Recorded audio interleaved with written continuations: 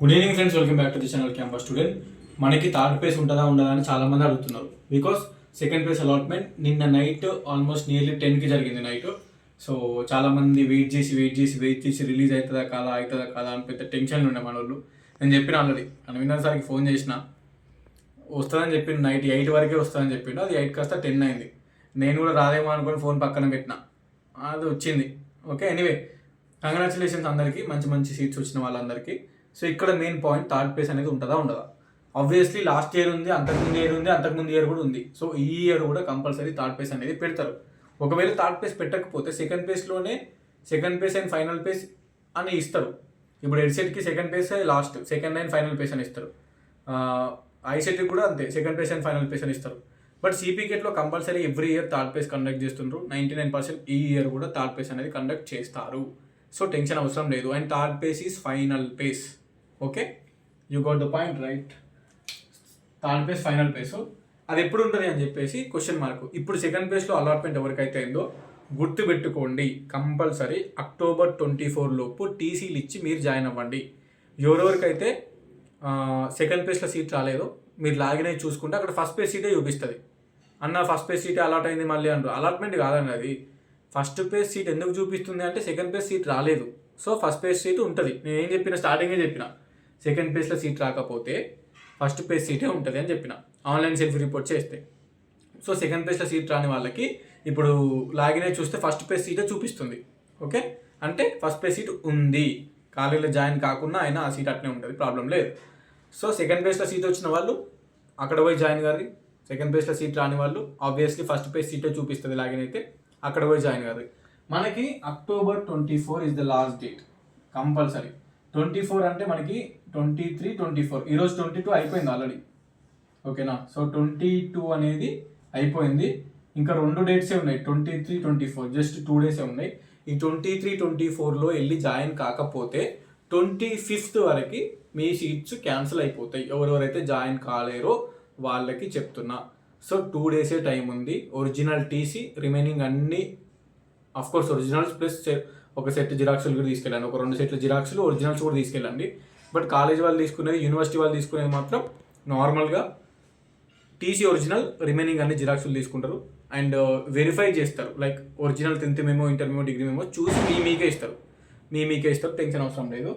ఇప్పుడు థర్డ్ ప్లేస్కి సంబంధించి చూసుకుంటే certificate verification, certificate registration.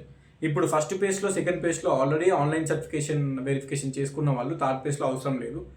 But కొంతమంది నన్ను అడిగారు, అన్న ఫస్ట్ ప్లేస్లో, సెకండ్ ప్లేస్లో మేము ఆన్లైన్ వెరిఫికేషన్ కూడా చేసుకోలేదు, మేము సిపికేట్ రాసినాం, ర్యాంక్ కార్డు కూడా వచ్చింది, కానీ సప్లిమెంటరీల వల్ల, కొన్ని అనివార్య కారణాల వల్ల, సో కొన్ని రీజన్స్ వల్ల వాళ్ళు చేసుకోలే.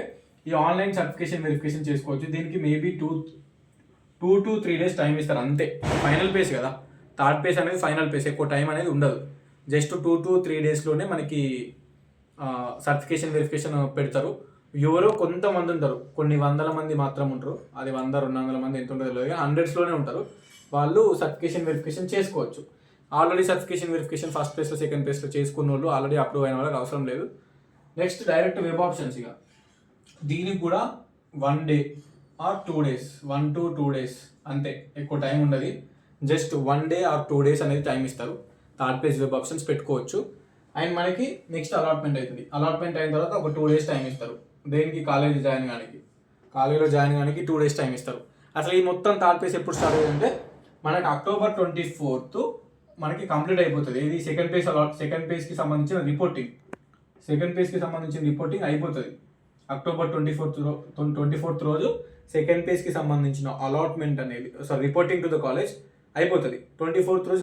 సో 24th రోజు కంపల్సరీ మనకి జాయిన్ కావాలి, 24th ముందే. అండ్ 24th తర్వాత సెకండ్ పేజ్ అయిపోతుంది. అప్పుడు 26th ఐ థింక్ ఒక 2 days గ్యాప్ ఇస్తారు. 24th సెకండ్ పేజ్ అయిపోతే 25th, 26th ఒక 2-3 days గ్యాప్ ఇస్తారు. ఆఫ్టర్ October 26, 27కో 28కో థర్డ్ పేజ్ స్టార్ట్ అవుతుంది ఈ మంత్ ఎండ్కి. అండ్ ఆ థర్డ్ పేజ్ స్టార్ట్ అయిన తర్వాత obviously within a week, ఒక 1 weekలో వెరిఫికేషన్, వెబ్ ఆప్షన్స్, అలాట్మెంట్ అన్నీ అయిపోతాయి. అండ్ అందరూ పెట్టుకోవచ్చు అండి వెరిఫికేషన్. ఇప్పుడు సెకండ్ పేజ్లో కంపల్సరీ టీసీలు ఇచ్చి 24th లోపు జాయిన్ కావాలని ఎందుకు చెప్తున్నా అంటే మీరు జాయిన్ కాకున్నా కూడా థర్డ్ పేజ్ వెబ్ ఆప్షన్స్ పెట్టుకోవచ్చు. కానీ థర్డ్ పేజ్ వెబ్ ఆప్షన్స్లో సీట్ రాకపోతే మీకు ఏ సీట్ ఉండదు. మీరు సెకండ్ పేజ్లో టీసీలు ఇచ్చి జాయిన్ అయితే ఆ సీట్ కన్ఫర్మ్ అవుతుంది. నెక్స్ట్ థర్డ్ పేజ్ పెట్టుకోవచ్చు, అందరు పెట్టుకోవచ్చు. All students eligible for third page. అందరు స్టూడెంట్స్, నువ్వు కాలేజీలో జాయిన్ అయినా జాయిన్ కాకుండా అందరు థర్డ్ పేజ్ పెట్టుకోవచ్చు. నువ్వు సెకండ్ పేజ్లో కాలేజీలో జాయిన్ అయ్యి థర్డ్ పేజ్ పెట్టుకుంటే నీకు ఒకవేళ థర్డ్ పేజ్లో వేరే సీట్ రాకపోతే సెకండ్ పేజ్ సీట్ అట్నే ఉంటుంది కాలేజీలో జాయిన్ అయితే టీసీ ఇచ్చి.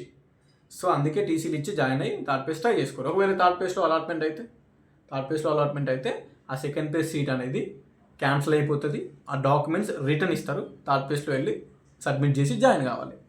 Okay, so compulsory join in first or second phase seat, then try final phase. Compulsory October 22, 23, 24 ఈ 3 డేస్లో కాలేజ్లో వెళ్ళి జాయిన్ అవ్వండి.